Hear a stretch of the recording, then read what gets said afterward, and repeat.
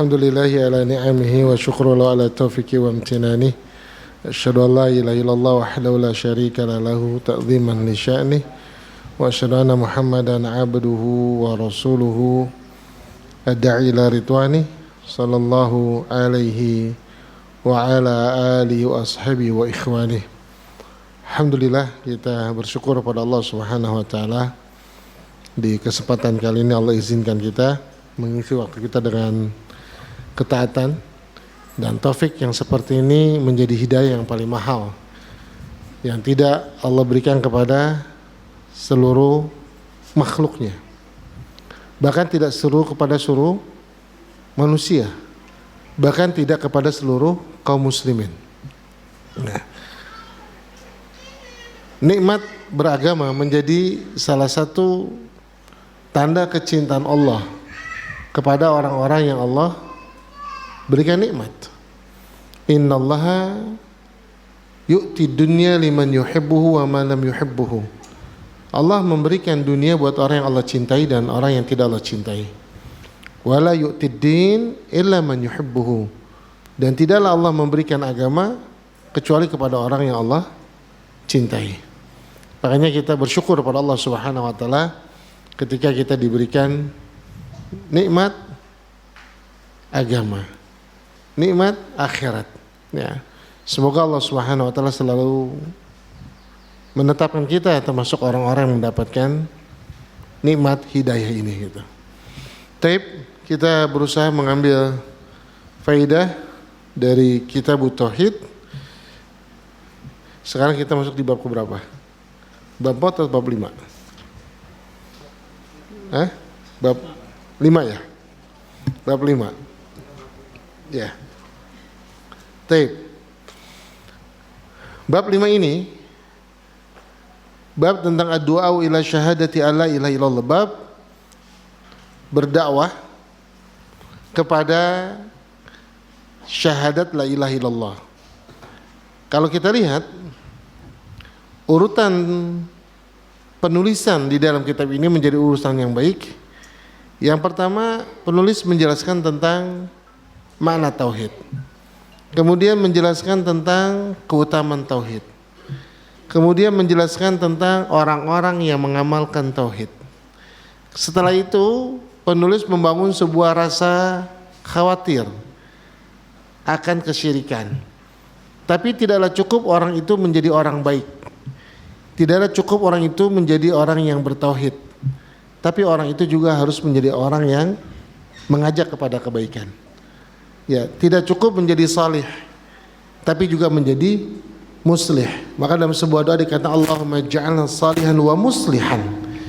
Jadikan kami orang baik dan orang yang memperbaiki. Ya. Dakwah menjadi sebuah kesempurnaan agar kita bisa terlepas dari kerugian. Ya, sebagaimana dalam surat Al-Asr, ketika Allah bersumpah wal asr, innal insana, innal sesungguhnya manusia.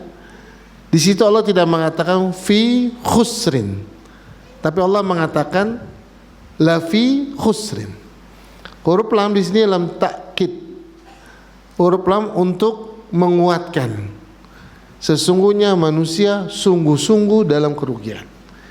Kemudian khusrinnya tidak dengan alif lam, bukan lafil khusri, tapi lafi khusrin. Dalam bahasa Arab ini disebut dengan nakirah. Kalau pakai alif lam, kerugiannya definitif. Tapi kalau nggak pakai alif lam, kerugiannya bisa apapun juga. Artinya di sini manusia menjadi makhluk yang sangat dekat dengan kerugian, apapun bentuk kerugiannya. Dan dia bisa lepas dari kerugian itu, dikatakan illal ladzina amanu, kecuali dia beriman, kemudian beramal soleh. Nggak cukup beriman dan beramal soleh, watawasa bil haq, saling menasihati di dalam kebenaran. Apa itu? Berdakwah. Dan ketika sudah berdakwah, perhatikanlah konsekuensi dakwah, watawasa bis sabr, berwasiat di dalam kesabaran, karena setiap dakwah pasti mengharuskan kesabaran. Tidaklah orang berdakwah kecuali dia akan mendapatkan ujian dan gangguan. Nah, ini jamaah rahimani wa rahimakumullah. Maka orang yang bertauhid atau yang sudah mengerti tauhid, dia wajib mendakwakan tauhid. Karena kalau dia tidak, maka menjadi sesuatu yang kurang bagi dirinya, bagian dirinya. Taib. Dan ketika berdakwah, penulis ketika menjelaskan tentang dakwah kepada syahadat la ilaha illallah, ya, penulis membawakan beberapa dalil.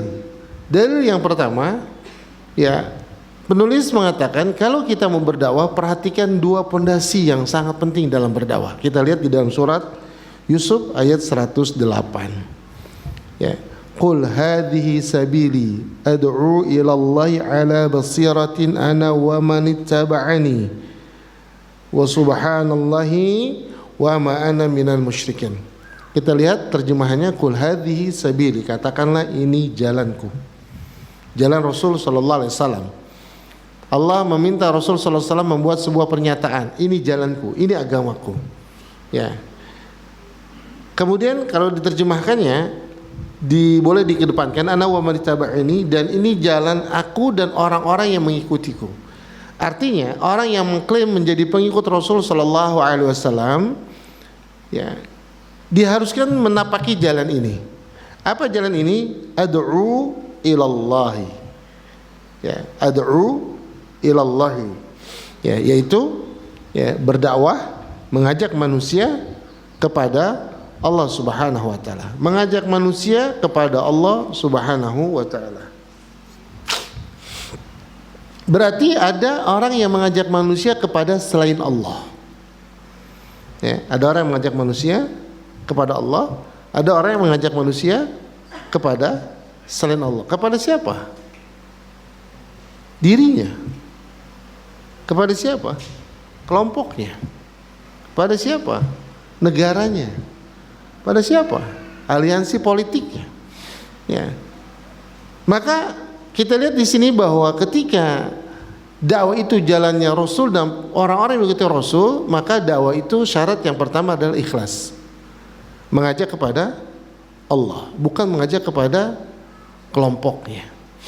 Nah, salah satu yang kemudian terlihat keikhlasan adalah ketika dia ingin mengajak manusia kepada Allah, maka dia berbahagia ketika melihat manusia kembali kepada Allah walaupun tanpa atau bukan dari tangannya. Walaupun bukan dari tangannya. Ya. Ketika dia kemudian mengajak manusia kepada Allah harus lewat dirinya. Maka kalau kita dilihat ada sebuah majelis taklim yang maju, ya, ada ustadz yang maju, dia jadi kemudian nggak nyaman. Ini berarti bukan karena Allah, bukan mengajak manusia kepada Allah. Ya. Orang yang seperti ini perbedaannya seperti orang yang melihat bulan dengan orang yang nonton TV di kelurahan. Ya. Zaman dulu tuh kalau nonton TV di kelurahan, di kelurahan. Kalau yang depan berdiri, yang belakang teriak, gitu. Kenapa? TV kecil. Ya. Tapi kalau melihat bulan, ya, maka orang yang mencari akhirat dia nggak pernah merasa kekurangan, karena akhirat itu luas. Tapi kalau dia merasa sempit, merasa kekurangan, berarti cuma ngelihat TV, dia cuma nyari dunia. Nah, dan sekarang ini banyak nih fenomena majelis taklim, banyak di mana-mana. Akhirnya satu majelis taklim bisa hasad dengan majelis taklim yang lainnya. Antum percaya nggak, di Tangerang sampai ada satu banner, ya, standing banner, sebuah ya majelis taklim lah atau sebuah ya organisasi dakwah gitu, dia berselisih dengan satu organisasi dakwah yang lainnya.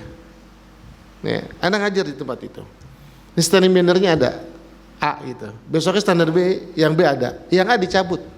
Nggak mau deket-deket sama yang B. Subhanallah, standing banner aja nggak mau deketan, apalagi orangnya. Allahu Akbar. Kayak standing banner punya baper-baperan gitu, standing banner nggak punya apa-apa gitu. Tapi nggak mau dideketin, Allah Akbar, sampai begitu. Ya. Nah ini ad'u ilallahi. Maka orang yang berdakwah tanpa keikhlasan dia akan merusak. Orang yang berdakwah tanpa keikhlasan, dia akan merusak. Pak, kita sering mengetahui bahwa keikhlasan ini bilangan penghali kayak sekarang nih. Karena ini kan waktu yang utama kan beribadah. Tapi biar bagaimanapun juga, kalau misalnya sekarang kita coba matematika kan lah, matematika. Sekarang nih baca Quran kita semangat kan nih. Ya lebih semangat dari Ramadan ya. Kalau Ramadan 1 juz, sekarang bisa 2 juz, 3 juz, harusnya gitu kan, lebih semangat karena lebih baik dari Ramadan. Anggaplah misalnya kita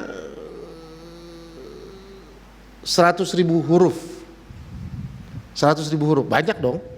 100.000 huruf dikali 1 huruf 10. 100.000 dikali 10. Berapa tuh? 1 juta. 1 juta kebaikan. Subhanallah. 1 juta kebaikan.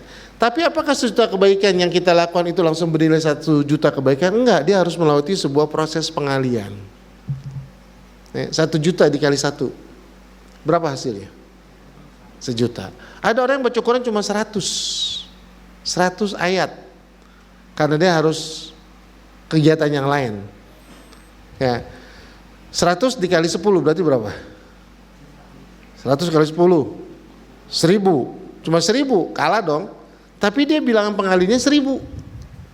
1000 dikali 1000 1 juta juga. Nah, yang 1 juta dikali 0 hasilnya 0. Yang 100 dikali tidak terhingga hasilnya, dan bilangan pengali ikhlas. Bilangan pengali ini ikhlas. Kita bisa membesarkan nilai sebuah ibadah dengan keikhlasan. Jangan kita merasa kepedean. Wah, 10 hari pertama Dzulhijjah, wah ibadah kayaknya banyak nih gitu. Ya, lihat bilangan pengalinya. Oh, dakwah pengikutnya banyak. Lihat bilangan pengalinya. Maka Nabi ada yang masuk surga sendirian. Dakwahnya gagal nggak berarti? Enggak, karena dakwah itu menyampaikan kebenaran. Nih, kalau dakwahnya gagal, kalau bukan karena Allah, nggak masuk surga tuh Nabi. Tapi dia masuk surga sendirian. Berarti nilainya bukan dari banyaknya pengikut, tapi dari keikhlasan. Kalau dia nggak ikhlas, nggak masuk surga. Nabi itu berarti. Nah, jamaah orang imani, kalau berapa banyak orang yang berdakwah, ya bukan mengajak manusia kepada Allah Subhanahu Wa Taala. Hatinya sempit. Kalau ngeliat ada orang jadi baik, bukan lewat dia, hati jadi sempit. Ini tanda orang ini bukan karena Allah Subhanahu Wa Taala. Padahal di sini jalan Nabi dan jalan orang-orang yang mengikuti Rasul sallallahu alaihi wasallam adalah ad'u ilallahi. Yang kedua, ala basiratin. Ya. Ala basiratin. Ya. Di atas hujjah. Di atas basirah, di atas ilmu. Ya. Di atas ilmu. Taib, sebelum masuk ini tadi ya. Jadi berdakwah, bagaimana kita ikhlas? Cara ikhlas itu untuk berdakwah mengharapkan apa? Balasan dari Allah Subhanahu Wa Taala. Mengharapkan balasan dari Allah Subhanahu Wa Taala. Dan balasannya besar. Bahkan kalau kita bisa mendakwakan seseorang, ada dua dalil yang dipakai. Yang pertama, ketika kita sering kita mengatakan, ya, wallahi la yahdiyallahu bika rajulan wahidan khairul laka min khumri ni'am. Ya, min humrin ni'am. Ya, jika Allah memberikan hidayah kepada seseorang lewat dirimu, maka itu lebih baik bagimu dari unta merah. Bukan equal, bukan sama, tapi lebih baik dari unta merah. Ya, apakah ini berlaku untuk seluruh orang yang berdakwah dan kemudian yang didakwakannya menjadi baik? Enggak, ini wallahu a'lam bishawab, ini orang yang kemudian masuk Islam. Ya, kalau orang ini masuk Islam. Orang ini masuk Islam, maka dia dapat keutamaan yang lebih baik dari unta merah. Namun ada dalil umumnya, man sana sunnatan hasanatan falu ajru mithlu fa'ili wa la yanquthu min ujurihim say. Ya, itu menunjukkan jalan kebaikan yang kemudian dilakukan oleh manusia, maka dia mendapatkan pahala seperti orang yang melakukannya tanpa mengurangi pahala orang yang melakukannya. Ini ada dua. Jadi kalau dia masuk Islam, jadi balasan unta merah ini untuk mereka yang masuk Islam. Ya, tapi secara umum kebaikan itu didapatkan oleh orang yang berdakwah. Ya, makanya kita lihat bagaimana di dalam kaidah sebuah amalan yang berpahala besar, yaitu amalan yang bermanfaat buat orang lain.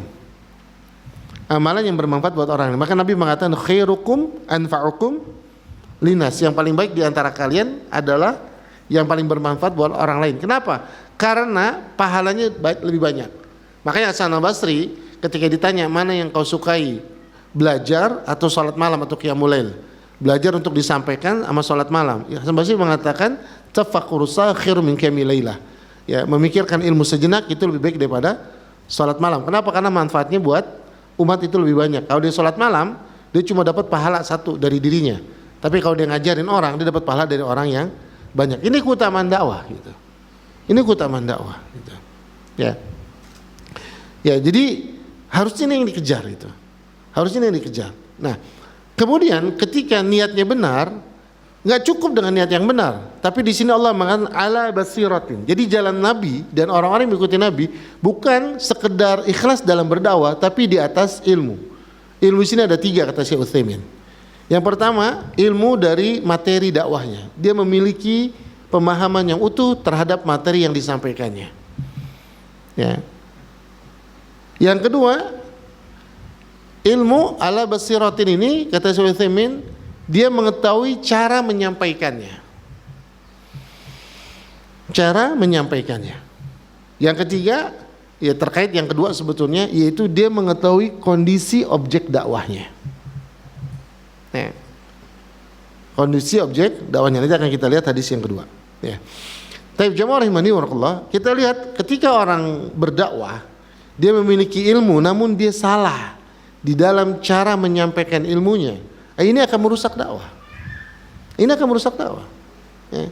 Cara menyampaikan ilmu bukan berarti kemudian harus cara-cara yang tasyabuh kepada orang kafir, misalnya seperti konser, seperti pakai musik gitu. Ya, memang harus kita lihat dalam dakwah itu ada 2, ada tujuan dakwah, ada cara atau wasilah dakwah. Tujuan nggak boleh berubah. Kalau cara bisa berubah, silakan. Ya. Apakah dakwah itu harus di kajian di masjid sehingga nggak boleh datang ke rumah orang kaya? Bukankah ilmu itu yu'ta wala ya'ti? Bukankah ilmu itu didatangi bukan mendatangi? Maka kalau kita ngaji di rumah orang kaya itu jadi sebuah kesalahan. Pertanyaan, Nabi ketika di awal dakwah, Nabi didatangi atau mendatangi? Nabi mendatangi. Ya, Nabi mendatangi. Bahkan Nabi mengatakan, ada nggak yang bisa mengajak aku ke kaumnya? Fa inna Quraisyan mana'uni an ubaligha kalama Rabbi.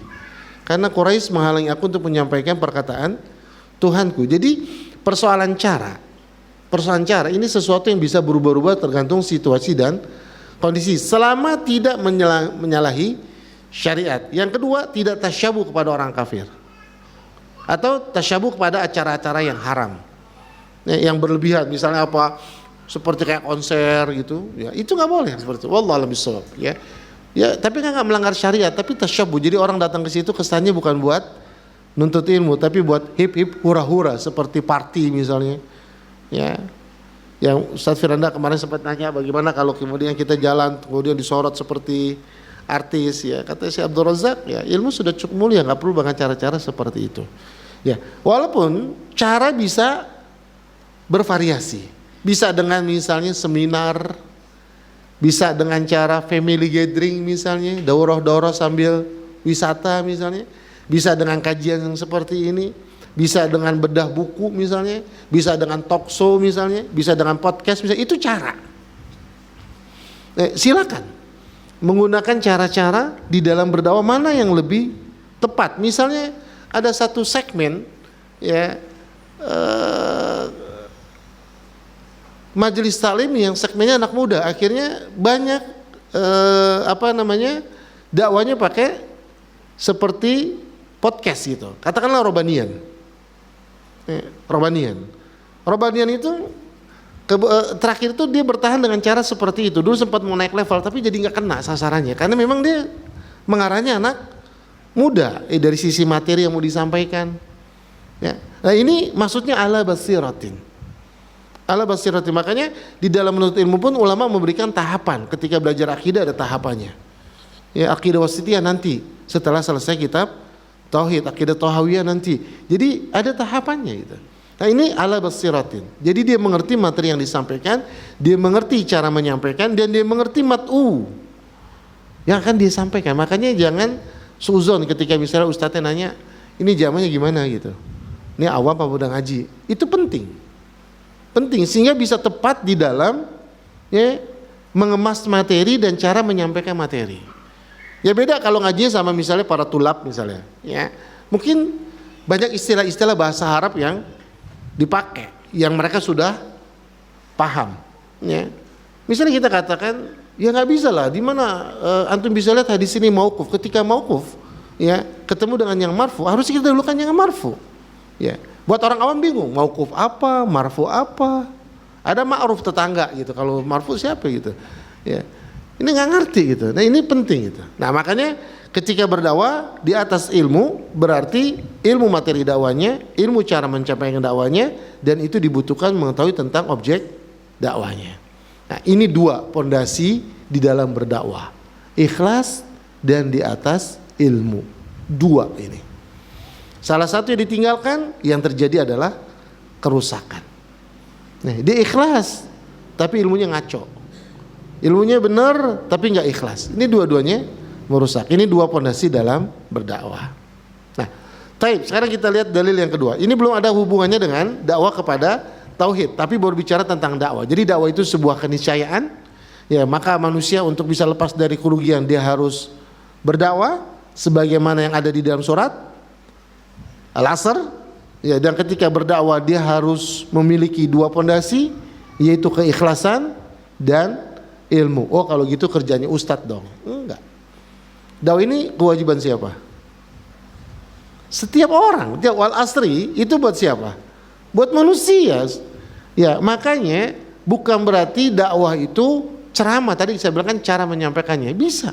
Ayah kepada anaknya, ayah kepada istrinya misalnya, kepada orang tua, kepada tangga, kepada teman, itu dakwah. Itu dakwah. Dakwah itu tidak harus dalam bentuk ceramah. Dakwah itu apa sih? Mengajak manusia kepada Allah. Itu dakwah, bukan ceramah. Ceramah ini salah satu metode dakwah. Maka dakwahnya Nabi kan berbeda. Ada dakwah fardiyah kan, atau yang kita kenal dengan istilah dakwah Syria. Ketika Nabi SAW diangkat menjadi Rasul, kapan Muhammad SAW menjadi Nabi? Kapan Nabi Muhammad SAW menjadi Rasul? Kapan Muhammad sallallahu alaihi wasallam menjadi nabi? Kapan Muhammad sallallahu alaihi wasallam menjadi rasul? Yang sudah selesai usul salasa tahu. Kapan Nabi Muhammad menjadi nabi? Kapan Nabi Muhammad menjadi rasul sallallahu alaihi wasallam? Dari nabi sejak turun surat Al-Alaq. Jadi rasul Al-Mudaththir. Allah ya barik fik. Ya, ketika turun Al-Mudaththir, berarti Muhammad SAW menjadi seorang Rasul. Ketika berdakwah apa langsung dakwah terang-terangan? Enggak, Nabi dakwah secara Syria selama 3 tahun. Lihat, ini metode kan. Nabi enggak langsung terang-terangan. Ya, Nabi menggunakan dakwah Syria atau dakwah fardiyah secara pribadi-pribadi. Ya. Kemudian ketika turun wa anzir asyiratakal aqrabin, Nabi baru kemudian dakwah terang-terangan. Nah di sini baru dapat penekanan dari orang-orang Quraisy. Lihat metode dakwah Nabi berubah dari Syria menjadi jahriyah, dan ini tergantung kondisi.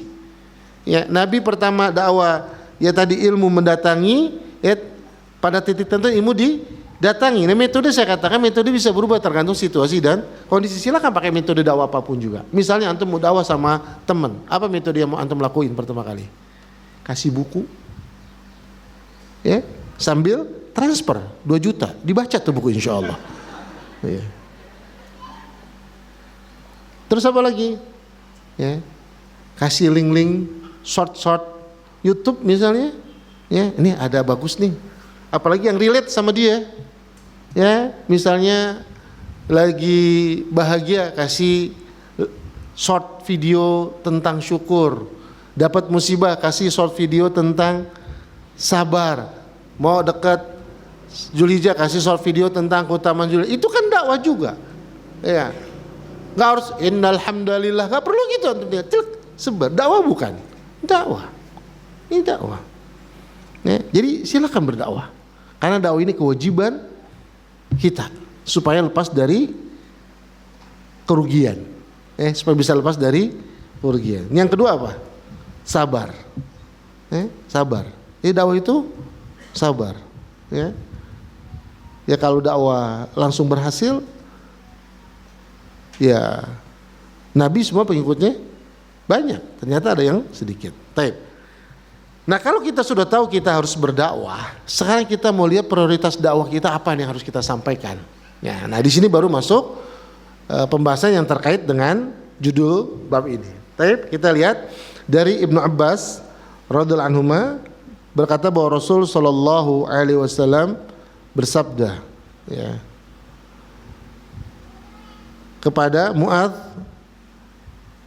Ibnul Yaman ketika mengutus beliau ke Yaman. Ya. Anna Rasulullah sallallahu alaihi wasallam lama ba'atha Mu'adzan ila Yaman qala lahu innaka ta'ti qauman min ahlil kitabi.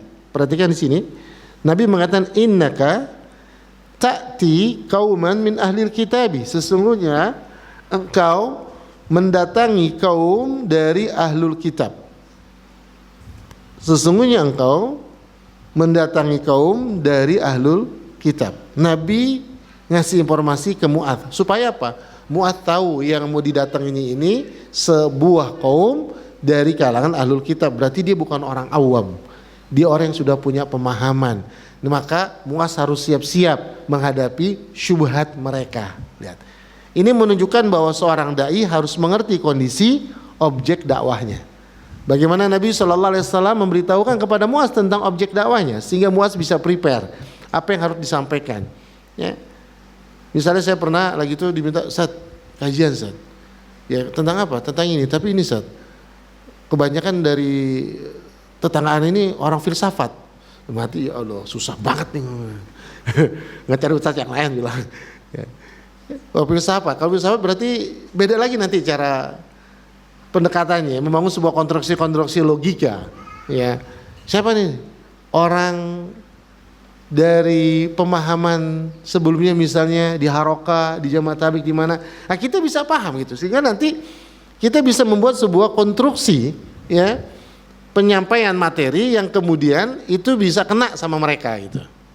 Ya, makanya Nabi SAW ketika mengutus Mu'adz ke Yaman, Nabi itu langsung inform gitu. Innaka ta'ti qauman min ahlil kitab. Siapa ahli kitab ini? Yahudi dan Nasrani. Berarti mereka sudah punya pemahaman belum? Sudah, ya. Nah, dari mana Nabi tahu? Wallahu a'lam bishawab. Bisa dari wahyu, bisa jadi ya ada informasi yang datang kepada Nabi SAW. Setelah itu, setelah Nabi menjelaskan tentang kondisi objek dakwahnya, baru Nabi menginformasikan tentang prioritasnya. Apa kata Rasulullah? Faliyakun awwala ma tad'um ilaihi syahadatu alla ilaha illallah. Dan jadikanlah yang pertama kau sampaikan kepada mereka yaitu syahadat la ilaha illallah. Dalam riwayat yang lain dikatakan, ya, ila yuwahidullah, sampaikanlah untuk mentauhidkan Allah Subhanahu wa taala. Berarti yang pertama kali disampaikan adalah tauhid. Maka dakwah yang pertama kali disampaikan adalah tauhid. Tentang la ilaha illallah. Ini yang harus pertama kali disampaikan. Nih, sebagaimana Rasul sallallahu alaihi wasallam, ya, berdakwah di Makkah berapa tahun? 13. Di Madinah 10. Ayat-ayat yang turun di Mekah terkait dengan syariat atau tentang keimanan. Keimanan di Madinah tentang syariat. Bagaimana Allah Subhanahu wa taala mentarbiyah, membimbing Rasul sallallahu alaihi wasallam dengan diturunkannya ayat-ayat tentang keimanan, sehingga isu dakwah Nabi pertama adalah tentang keimanan. Ya, tentang keimanan, dan ini prioritas. Ya, sebagaimana kita lihat Abu Sufyan ketika menjawab pertanyaan Raja Heraklius, "Madza ya'murukum?" Apa yang diperintahkan oleh orang yang ngaku nabi kepada kalian? Abu Sufyan belum masuk Islam. Abu Sufyan yang ikuti Rasulullah, tapi Abu Sufyan tahu isu dakwah Rasulullah. Orang itu mengatakan, "Ubudullah wa la tusyriku bi syai'a wa truku ma qala abakum." Yang pertama, ya, sembahlah Allah, jangan sekutukan Allah, dan tinggalkan perkataan nenek moyang kalian. Subhanallah. Abu Sufyan masuk Islam belum? Belum. Sekarang anak tanya sama antum, apa brand image dakwah yang disampaikan oleh Ustadz Arifin Ilham, Allah yarham. Arifin Ilham tentang apa? Zikir. Yusuf Mansur? Petren, bukan sedekah ya. Ya. Nah, jadi kita bisa lihat, walaupun kita nggak ikut kajiannya Ustadz Arifin Ilham misalnya, Allah yarham, tapi bisa ketahuan, oh ternyata isu yang dibawa adalah tentang zikir. Nah, Abu Sufyan nggak ikut kajiannya Rasulullah, nggak masuk Islam, tapi Abu Sufyan tahu isu yang diangkat adalah tauhid. Maka ketika Rasulullah mengutus Mu'adz, yang pertama tauhid. Nah, ini menunjukkan berarti ketika kita ya beriman, beramal saleh, berdakwah, sabar. Ketika berdakwah, berarti apa yang harus pertama kali kita dakwahkan? Tauhid. Yang pertama kali kita harus dakwahkan adalah tauhid. Wah, susah Ustaz. Ana belum selesai. Qawaid arba, nawaqidul Islam, usul salasah. Ya, kitab tauhid baru bab 5. Belum yang lainnya. Ya kan tadi, mendakwakan itu bukan berarti harus antum bisa mendakwakan anak tentang tauhid ya kepada anak. Gimana caranya? Ya, ajak anak itu kenal Allah. Ajak anak itu kenal Allah. Mau apa misalnya? Yuk kita berdoa dulu sama Allah. Berarti kenapa? Jangan minta kecuali sama Allah gitu. Karena Allah yang bisa ngasih apapun. Ini dakwah tauhid.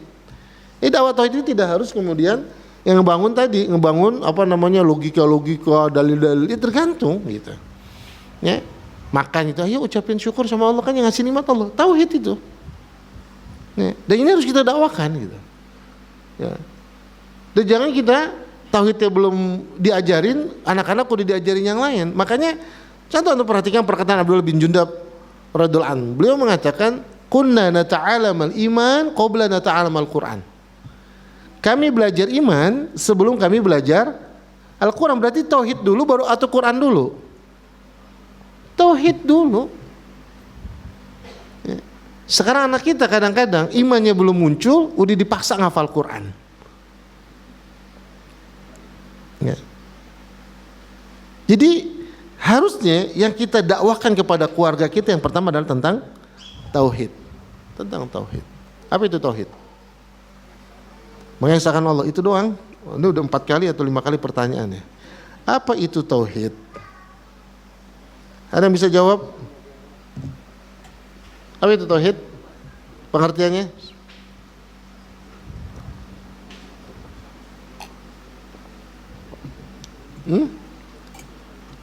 Mengesahkan Allah pada kedudukan yang menjadi kekhususan bagi Allah, ya, baik pada rububiyahnya, uluhiyahnya maupun asma wa sifatnya. Kalau syirik,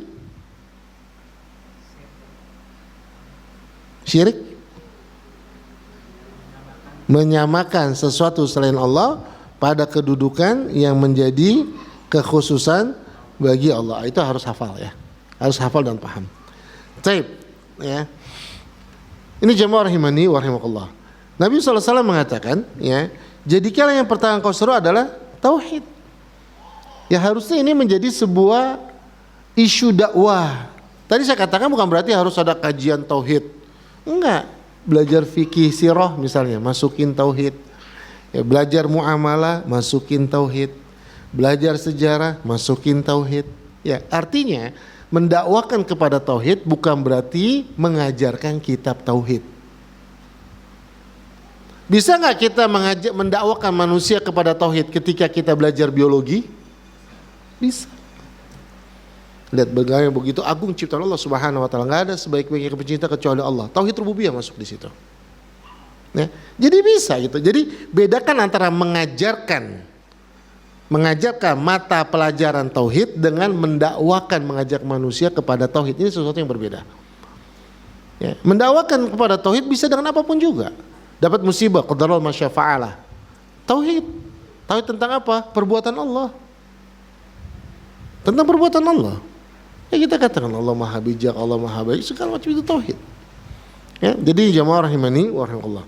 Nah, jadi sehingga ketika orang itu sudah bertauhid, yang muncul adalah kecintaan. Nah, ini yang harus ya apa ya namanya ya? Kalau misalnya ada pertanyaan gini, apakah ilmu itu menumbuhkan iman atau tidak? Apakah ilmu menumbuhkan iman atau tidak? Menumbuhkan iman. Taib. Anak tanya sama antum. Antum punya pengalaman anak ponakan di pesantren? Sama antum ilmunya banyakan siapa? Sama antum ilmunya banyakan siapa? Anak di pesantren. Sholat subuhnya lebih semangat siapa? Bapaknya. Padahal kalau ilmu menumbuhkan iman, anaknya lebih semangat sholat subuhnya. Benar gak? Jadi apa yang menumbuhkan iman? Cinta. Cinta. Oh tapi kan kalau kita belajar kita tahu akhirnya kita jadi kemudian tumbuh iman kita. Kalau nuntut ilmunya berdasarkan cinta. Kalau ilmunya melahirkan cinta, maka cinta itulah yang menumbuhkan iman. Jadi ilmu itu tidak menumbuhkan iman dengan sendirinya.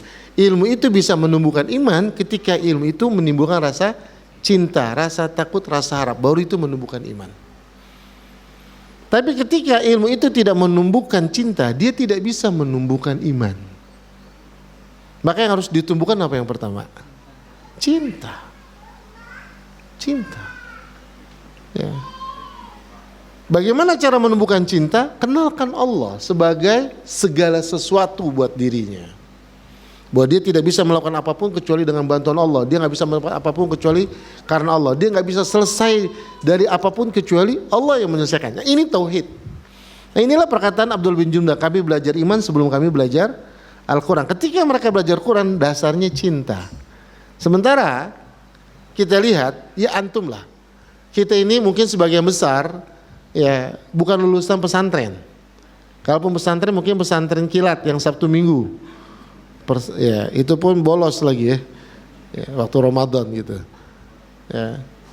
Tapi kenapa semangat ibadahnya kok lebih besar bapak-bapaknya ketimbang anak-anak yang bisa kitab gundul? Bapak-bapaknya jangan yang gundul, yang gondrong aja masih ngeraba gitu. Ya, itu tadi. Gitu. Ya. Nah ini yang harus kita pahami bahwa kadang-kadang di dalam membuat anak itu baik kita lebih cenderung mengkondisikan bukan menumbuhkan.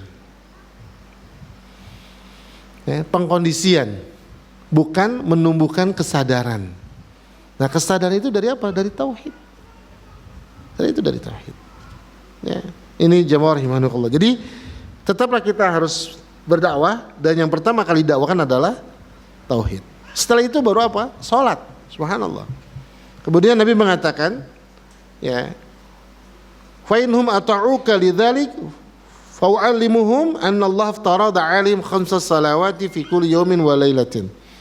Jika dia telah mentaati kamu di dalam masalah tauhid ini tentang la ilaha illallah, maka ya ajarkan kepada mereka bahwa Allah mewajibkan bagi mereka salat 5 waktu. Nah, ini menarik, kitab Minhajul Qasidin yang ditulis oleh Ibnu Qudamah Al-Maqdisi. Beliau menulis salah satu adalah ada Kitabul Ilmi, kitab tentang ilmu. Di dalam kitab itu, di dalam kitab ilmu itu dan kitab Minhajul Qasidin di bab tentang ilmu itu, beliau mengatakan setiap ilmu syariat itu terpuji. Ya, tahsinnya, tahfiznya, sirahnya, tarikhnya, sejarahnya, hadisnya, fikihnya, Qur'annya, tauhidnya, semua terpuji. Tapi kita tahu bahwa ilmu yang kita pelajari banyak, sementara kesempatannya sedikit. Kesempatan sedikit. Ya. Usia 40 tahun baru hijrah. Pengen ngaji, bingung ngaji apa nih? Nah. Imam Ibnu Qudamah mengatakan ilmu yang paling penting adalah ilmu tentang muamalah seorang hamba dengan Tuhannya. Ya. Muamalah seorang hamba dengan Tuhannya. Itu meliputi ilmu yang pertama tauhid, yang kedua perintah dan larangan. Berarti kalau kita mau belajar yang pertama adalah tentang tauhid, yang kedua perintah. Ya, perintah Allah yang paling dekat dengan kita dari rukun iman apa? Perintah Allah yang paling dekat dengan kita dalam rukun Islam apa? Salat. Maka harus belajar salat. Maka ketika Abu Sufyan ditanya oleh Raja Heraklius, apa yang diperintahkan orang yang mengaku Nabi tadi di Mekah kepada kalian? Abu Sufyan mengatakan yang pertama tadi sembahlah Allah, jangan sekutukan Allah. Yang kedua apa? Wa ya'muruna bis-shalah.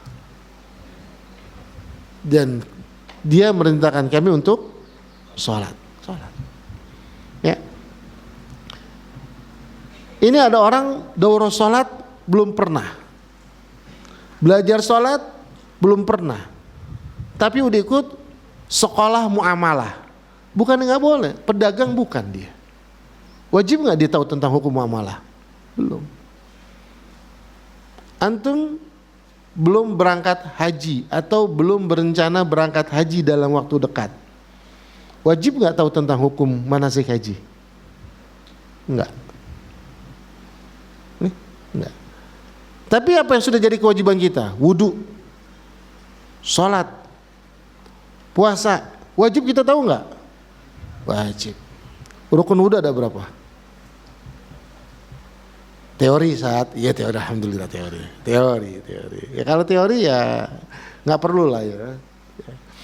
Taib, kalau ada orang wudu, kemudian dia lupa, dia membasuh tangan kirinya terlebih dahulu baru tangan kanannya, apa yang harus dia lakukan? Dia lupa kiri dulu baru kanan, apa yang harus dilakukan? Mengulang dari awal, mengulang tangannya langsung ke kiri atau gimana? Apa? Ulang lagi? Hah?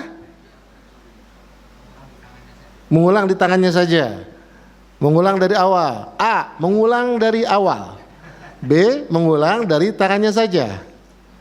C. Hah? Apa? Oh, udah pernah lupa. C apa sih? Semua jawaban benar. D. Aku tidak tahu. Apa yang lain? Biarin aja, gak ada masalah. Karena membasuh tangan kiri terlebih dahulu hukumnya, membasuh kanan terlebih dahulu hukumnya sunnah. Udah sah. Ya, udah sah. Ketika dia membasuh tangan kiri dulu baru kanan, gak ada masalah. Karena membasuh anggota wudu bagian kanan terlebih dahulu hukumnya sunnah. Nah, harus belajar kita. Ya, tahu. Membedakan mana wajib sholat, mana rukun sholat, mana sunnah sholat. Harus tahu. Inilah urutan harusnya. Ya setelah lihat Nabi ketika mengutus Muaz ke Yaman, yang pertama tauhid, yang kedua apa? Sholat. Ya. Ini kadang-kadang tauhidnya belum kelar, sibuk udah masalah yang ribet-ribet. Apa pengajian yang paling sering bikin rame? Ya, hak suami istri. Waduh, udah paling demen deh tuh kalau begitu tuh. Ya. Buat apa? Buat nembakin pasangannya. Tuh pak kan? Ya. Suami juga bilang, mah lihat mah Aisyah begitu mah. Mah lihat tuh mah Khadijah tuh begitu mah. Mama apa? Kata istrinya, emang papa Rasulullah, papa bukan Rasulullah, nyuruh gue kayak Aisyah aja. Sebab kira berantem. Pulang ngaji jadi berantem suami istri itu. Ya. Nah, ini jamaah rahimani wa rahimakumullah ya. Taib. Dari ini kita bisa mengerti bahwa Nabi SAW menyuruh Muaz bin Jabal yang pertama kali adalah tauhid, dan ini menjadi sesuatu yang paling utama. Ya, jadi salah satu dakwah para nabi dan orang yang mengikuti Nabi adalah memulai dari masalah tauhid. Ya. Kemudian kita lihat, ya, kita langsung saja ke dalil yang ketiga di kitab. Ya. Ini hadisnya panjang, ya habis sholat baru bicara tentang sedekah ya. Ya, baru kemudian ya hati-hati terhadap harta manusia. Tapi saya enggak baca seluruh hadisnya.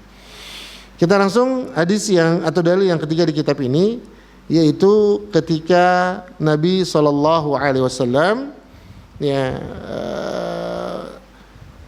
di dalam perang Khaybar. Ya, dari Sahal bin Sa'ad radhiyallahu anhu bahwa Nabi SAW berkata di hari Khaybar, itu perang Khaybar. Khaybar ini satu nama tempat yang di situ penduduknya mayoritas adalah Yahudi, dan Khaybar ini tempat yang memiliki banyak benteng.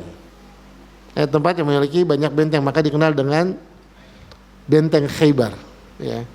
Tapi Nabi berkata, la'utiyanna rayata gadan rajulan yuhibbullaha wa rasulahu wa yuhibbullahu wa rasuluh.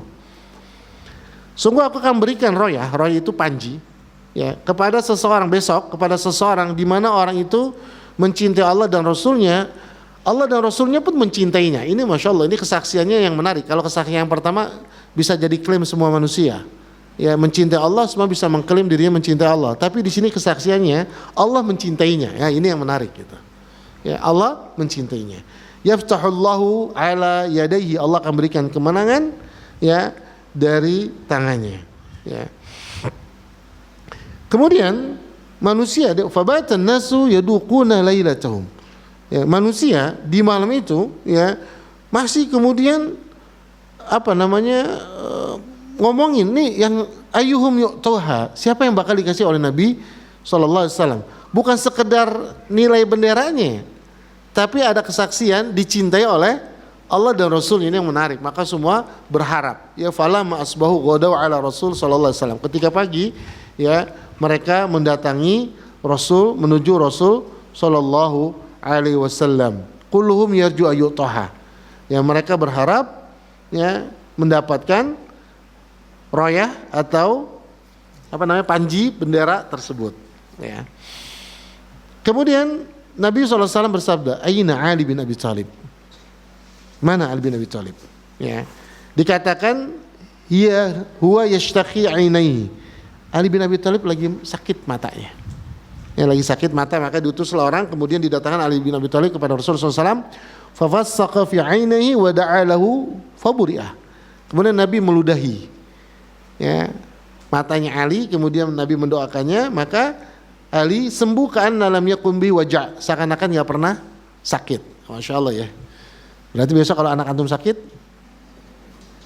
ludahin, ya, tambah sakit. Ya, ini Rasulullah sallallahu alaihi wasallam. Taib. Setelah itu fa'atahu ar-rayata. Nabi memberikan Ali bin Abi Thalib radhiyallahu anhu panji atau bendera perang. Ini menunjukkan Ali adalah orang yang mencintai Allah dan Rasulnya. Allah dan Rasulnya pun mencintai Ali bin Abi Thalib radhiyallahu anhu. Nah, hubungannya dengan pembahasan kita setelahnya yaitu berupa pesan Nabi SAW, umfut ala rislik hatta tanzila bisahatin. Ya, Nabi mengatakan pelan-pelanlah sampai kamu tiba di tempat-tempat mereka. Ya, sampai kamu tiba di tempat mereka. Ya. Kemudian kalau sudah sampai di tempat mereka langsung perang? Enggak. Apa? Tsumma ud'uhum ilal Islam. Tsumma, ya, kemudian ud'uhum ilal Islam. Ajak mereka masuk ke dalam Islam. Wa akhbirhum bima yajibu 'alaihim min haqqillahi ta'ala fihi. Ya, dan jelaskan kepada mereka apa yang diwajibkan oleh Allah atas mereka. Kemudian, ya, yang tadi yang sudah kita singgung, Nabi mengatakan fa wallahi la in yahdiyallahu bika rajulan wahidan khairul laka min humrin ni'am. Demi Allah, jika Allah memberikan hidayah kepada seseorang lewat tanganmu, maka itu lebih baik daripada unta merah. Lihat, di sini ketika Ali bin Abi Thalib, ya, ingin menyerang Khaybar, Nabi berpesan yang pertama disampaikan adalah seru mereka untuk masuk ke dalam Islam. Seru mereka untuk masuk ke dalam Islam. Apa syarat masuk ke dalam Islam? Syahadat. Artinya Nabi menyuruh Ali bin Abi Thalib radhiyallahu anhu mendakwahkan mereka kepada syahadat. Karena syarat masuk Islam adalah membaca 2 kalimat syahadat. Artinya ketika Nabi mengatakan ajak mereka ke dalam Islam, artinya ajak mereka bersyahadat. Berarti dakwah yang pertama kali disampaikan adalah syahadat. Syahadat la ilaha illallah. Ini jamaah rahimani wa rahimakumullah. Ini bab yang kelima yang ditulis oleh penulis untuk memurnikan ketauhidan seseorang, yaitu dengan mendakwahkan tauhid. Untuk memurnikan, untuk menyempurnakan, untuk menyempurnakan tauhid seseorang, yaitu mendakwahkan tauhid. Ya, mendakwahkan tauhid. Ya, wallahu a'lam bishawab. Wassallallahu ala nabiyyina Muhammadin wa ala alihi wasallam. Wa akhiru da'wana alhamdulillahirabbil alamin.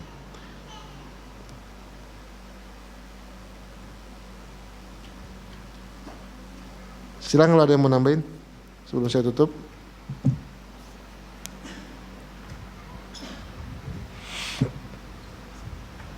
Ya.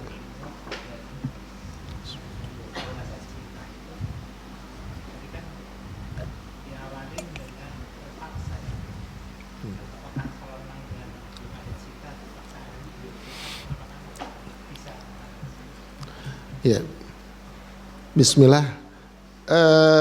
Ada orang yang mengatakan bisa karena terbiasa. Ya, bisa karena terbiasa. Terbiasa karena dipaksa. Ya, mungkin kalau untuk hewan bisa. Sebagaimana harimau yang ganas dipaksa jadi jinak, kebiasaan jinak akhirnya bisa jinak gitu. Tapi kita menghadapi manusia yang punya hati.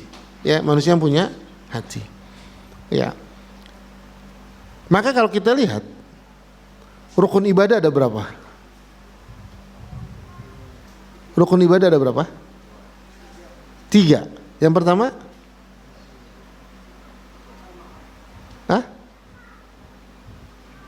cinta,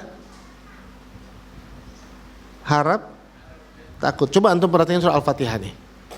Surah Al-Fatihah. Pertama ketika ini Syekh Abdul Razak menjelaskan tentang surah Al-Fatihah. Alhamdulillahirabbil alamin. Segala puji bagi Allah, Rabb. Rabb itu apa sih? Pencipta, pemilik, pengatur. Berarti segala manfaat datangnya dari Allah. Ketika kita menyadari Allah yang memberikan manfaat kepada kita, Allah yang menciptakan kita, Allah yang telah memberikan rezeki buat kita. Ya, kira-kira timbul rasa apa di dalam hati kita kepada Allah? Kalau kita sadar semua rezeki nikmat datangnya dari Allah. Cinta. Ar-Rahmanir Rahim, yang Maha Pengasih lagi Maha Penyayang. Yang dengan kasih sayangnya Allah memaafkan kita. Yang dengan kasih sayangnya Allah memberikan ampunan. Dengan kasih sayangnya Allah membukakan surga. Dengan adanya surga, adanya ampunan, itu membuahkan rasa apa? Harap. Malik Yaumiddin, yang menguasai hari pembalasan. Berarti di situ ada neraka yang menjadi pembalasan buat orang-orang yang berbuat maksiat. Muncul rasa apa? Lihat kata Syekh Abdul Razak, perhatikan surah Al-Fatihah. Dibangun dari cinta, harap, takut. Setelah itu Allah mengatakan, iyyaka na'budu. Kepadamu ya Allah semata kami beribadah. Kita beribadah dengan 3 rasa ini. Kemudian iyyaka nasta'in, kepadamu yang Allah kami minta pertolongan. Kita nggak bisa ibadah kecuali ditolong oleh Allah Subhanahu wa taala. Jadi yang membuat kita bergerak adalah rasa cinta. Hukuman, coba antum lihat. Nabi SAW ketika mendidik anak, Nabi menyuruh apa? Ajarkan awal salat usia berapa? 7 tahun. Kalau nggak mau salat dipukul usia berapa? Belakangan hukuman. Hukuman belakangan. Berarti dari 0 sampai 7 dihukum nggak? Enggak. Bagaimana kita mau paksa anak kita 0 sampai 7 tahun? Nabi bilang jangan dihukum. Ini anak kelas 1 SD nggak sholat diomelin. Kamu jadi apa gedenya? Nggak sholat kamu. Subhanallah. Nabi nggak boleh dihukum. Anak 7 tahun nggak boleh dihukum. Diajarin doang, disuruh. Berarti apa yang harus dilakukan? Tumbuhkan rasa cinta. Cinta membuat orang itu bergerak. Dari apa? Tadi tauhid. Dari 0 sampai 7 tahun bangun rasa cintanya kepada Allah Subhanahu wa taala. Kita sebagai orang tua ingetin terus gitu. Enak nak ya, Masya Allah nak, ini Allah yang kasih ini. Terus. Nah, kalau udah cinta, orang tuh bergerak. Benar nggak? Kalau cinta bergerak nggak? Coba lihat orang yang cinta dunia. Bergerak nggak pagi-pagi? Gerak. Masya Allah. Jam 6 udah ngejar-ngejar kereta itu. Balapan di jalan cinta. Ya, subhanallah. Ini jamaah rahimakumullah. Jadi pemaksaan ya itu cuma buat binatang. Manusia bukan dipaksa. Ya. Manusia ditumbuhkan cintanya. Wallahu a'lam bishawab. Karena wallahu a'lam bishawab, saya belum menemukan Nabi memaksa para sahabat. Kecuali tadi imannya udah muncul, ilmunya udah ada, kemudian dia berbuat salah, boleh dihukum. Maka hukuman itu terakhir, usia 10 tahun kan hukuman terakhir. Dari 3 rukun ibadah, ya cinta, harap dan takut, nakut-nakutin itu terakhir. Ya, nakut-nakutin terakhir. Usia 0 sampai 7 didiemin, usia 7 disuruh, usia 10 baru dihukum. Usia 7 apa? Dibangun harapannya. Usia 10 baru ditakut-takutin. Bahasanya bahasa tangan. Ya enggak dari awal. Ini kadang-kadang anak TK gitu udah ditakut-takutin. Entar masuk neraka loh kalau nggak ini loh. Loh, ntar dulu, entar jangan takut-takutin, entar takut-takutnya kalau udah gede. Gitu. Yang penting betul-betul cintanya dulu. Akhirnya apa? Takut. Ya. Takut. Ditakutinnya bukan gitu lagi sekarang. Ada Pak Ustadz loh, ntar disunat sama Pak Ustadz loh. Takut dia ketemu Ustadz, dia akhirnya nggak mau ngaji dia akhirnya. Ngaji sama Pak Ustadz nggak mau, tadi sunat, subhanallah. Nggak mau makan gitu Pak Ustadz. Kalau sekarang mending kan ada Pak Dedi gitu ya. Wallah bisa. Jadi saya merasa enggak lah, manusia yang bukan dipaksa tapi ditumbuhkan. Ya, ditumbuhkan cintanya sehingga dia bergerak dengan hati karena manusia itu punya hati, beda dengan binatang. Ya, wallah alam bissawab. Ada yang lain? Cukup insyaallah. Semoga yang sederhana ini bermanfaat. Wallahu a'lam bishawab. Sallallahu nabiyana Muhammadin wa ala alihi wasallam. Subhanakallah bihamdik asyhadu an la ilaha illa anta astaghfiruka wa atubu ilaik. Assalamualaikum warahmatullahi wabarakatuh.